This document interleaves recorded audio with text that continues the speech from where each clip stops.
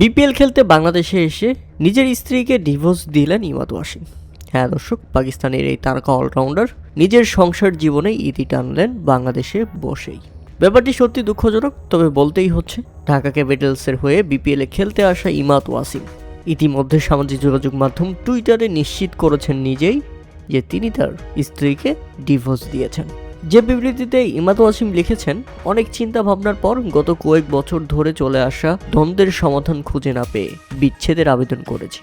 আমি সকলের কাছে অনুরোধ করছি আমাদের গোপনীয়তার প্রতি শ্রদ্ধা জানাবেন, সঙ্গে আমাদের পুরনো কাপল ছবি শেয়ার থেকে বিরত থাকবেন।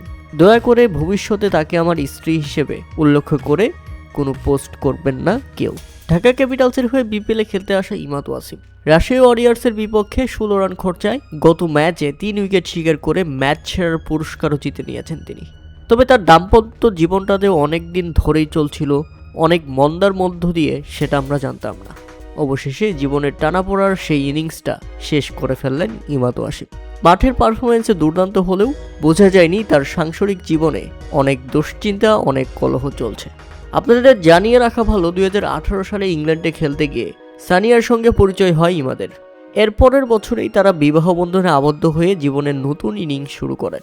তবে ব্রিটিশ বংশোদ্ভূত সানিয়ার সঙ্গে পাকিস্তানের সাবেক এই অলরাউন্ডারের ইনিংস 6 বছরের বেশি লম্বা হলো না। তাদের সংসারে 3 জন সন্তান রয়েছে, 1 মেয়ে ও 2 ছেলে। আর এবার তাদের ডিভোর্স হয়ে যাচ্ছে, তারা আলাদা হয়ে যাচ্ছে। ব্যাপারটা সত্যি অন্তত ছেলে মেয়েদের জন্য দুঃখজনক।